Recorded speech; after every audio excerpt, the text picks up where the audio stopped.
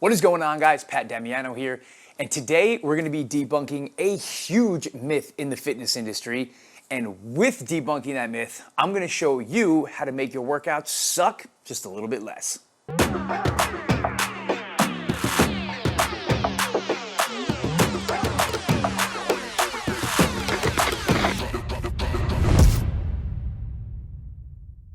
Now, something you may have heard from trainers in the fitness industry is that your workouts should be boring and that effective programming is boring and you need to be doing the same thing over and over again to see progress. And I think that's shit. Let's bleep that out. That was aggressive. Now, when I say that that's bull, I don't mean that I think it is wrong or steering you in the wrong direction. Yes, doing the same workout every Monday and the same workout every Tuesday and so on and so forth is a fantastic and very simple way to consistently see progress. The problem is, for a lot of people, me being one of them, that is incredibly boring and most likely something we are not going to stick to. And at the end of the day, consistency is the most important part when it comes to seeing results. So if doing the same workout every single Monday, every single Tuesday, and over again isn't appealing to you, then that's not going to be the best way for you to see results. Now, with that being said, we can't go crazy and be absolutely random doing a different workout with different exercises and completely just throwing shit at the wall and seeing what sticks every single day. We want some sort of consistency because that's how we are going to measure our progress. But doing the same exact thing over and over again is not necessarily how we need to go about it. There are ways to still put a little bit of variety into our workouts while still being consistent. I call it, what do I call it? Oh, here we go. I call it intentionally, here we go. Oh yeah, now I remember. I call it intentionally varied. Now, we're gonna do intentionally varied workouts using the same but different approach. So the SSBD. Now, what is that going to look like? That's a great question. Let's head to the whiteboard and talk about it and break it down. All right, so let's dig into the same but different approach. Now, this is not some revolutionary concept that I came up with or created or anything like that. People have been doing this for a while. I just think I might be the first person to put the same but different name to it. I also might not be. Whatever. It's something that I've been doing in my training forever as somebody who appreciates consistency and knows that it is necessary to do to really see progress and, more importantly, track progress, because we're doing a bunch of random shit all the time, then we don't really know if we're getting better for the most part. But at the same time, I appreciate consistency, but at the same time, I don't like doing the same thing over and over again. When I had a goal in mind of like I'm doing a competition and something to actually train for, that's different. But when you're just working out to work out, you've got to enjoy it. So you got to mix some stuff up in there, do intentionally varied programming. Now, how does it work? So what we do with the same but different approach is you keep the same movement pattern, but you switch up the variation that you're doing it with. So you still are doing a very similar concept or movement pattern each and every time or each day, and we'll break that down a little bit, but you're also getting a little bit of a variation in there, so your brain is kind of like, hey, we're doing something a little different today compared to what we did last Monday and the Monday before that, and so on, all right? So let's break it down just a little bit. I'm gonna give you examples of what it looks like for an exercise throughout a few different weeks. And in this example, to make it very straightforward and simple, we're gonna be using just a regular pressing motion. Not a push press, but pressing motion without help from our legs. Let's get into it. All right, so like I said, we are doing a pressing motion without help from our legs. So if we're getting technical and fancy, we're gonna call this a vertical press, meaning we're pressing vertically. Science. So the first week, now I don't want you to worry about sets or reps. Let's just say they stay the same every single time. This isn't a set or rep thing. We are changing up exercises and movements here. So just keep that in mind. So let's just say week 1, you do a single arm strict press. We're using kettlebells, obviously. So you can do this with dumbbells and anything, but this is basically a kettlebell channel. So we're using kettlebells. Anyway, week 1, single arm strict press with the kettlebell, all right? Now, normally, a super fucking boring program would have, let's say we're doing 4 sets of 6 reps. And then the next week, you would do 4 sets of 8 reps. And then the next week, you do 4 sets of 10 presses, and so on and so forth, all right? And you continue that process and blah, blah, blah. What we're gonna do here is basically leave that the same. Again, just use an example, 4 sets of 6 on each side, okay? What you're gonna do here now is week 2 is you're gonna do a half kneeling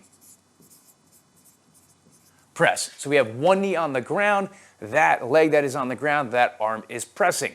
So it is a very, very similar movement. We're just changing up the variation that we're doing. We're gonna get a little bit more core engagement with that. It's gonna be just a little different, require just a little bit more balance. Same idea of pressing without helping with our legs, but we're gonna be switching up the variation a little bit for intentionally varied purposes. Now week 3, we are going to do a Z press. Single arm, okay?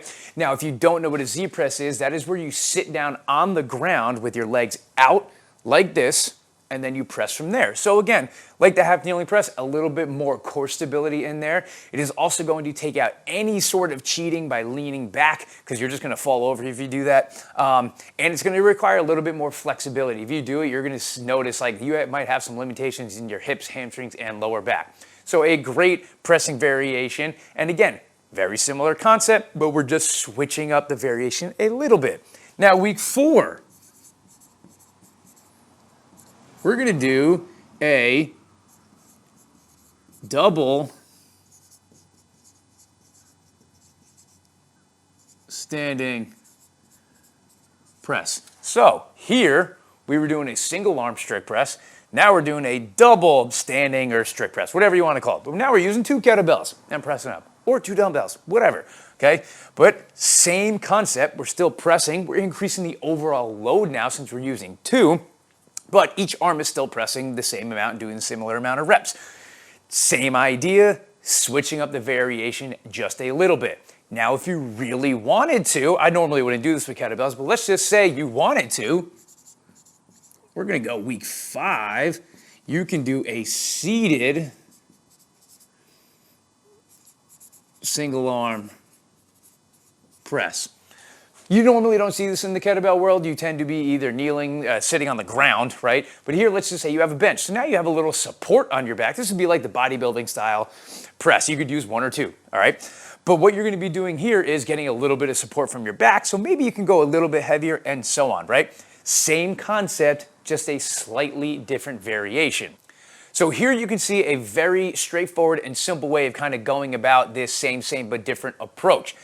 It is respecting consistency, but it is also respecting the desire to switch up your workouts a little bit so things aren't getting monotonous, right? Remember, at the end of the day, you're probably not paying your bills with your workouts. So you've got to be enjoying them. But at the end of the day as well, we want to be seeing progress. This is a really good approach for you to take. And again, this can be done with anything. So if we were doing squats, maybe you do week 1 is just regular goblet squats. Week 2, you do a single arm front rack squat.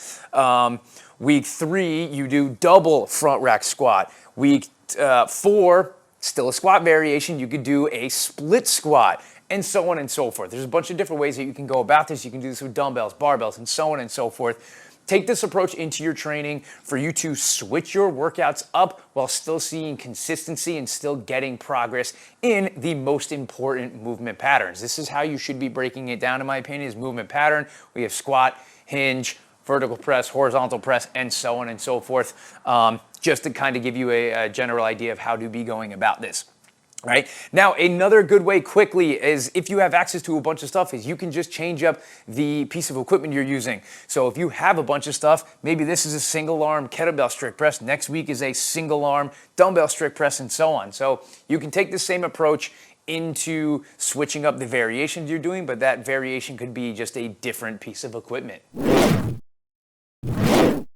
Now that right there is the quick and dirty on the same but different approach. I could really dive pretty deep into this one, but I just wanted to give you the general concept of it.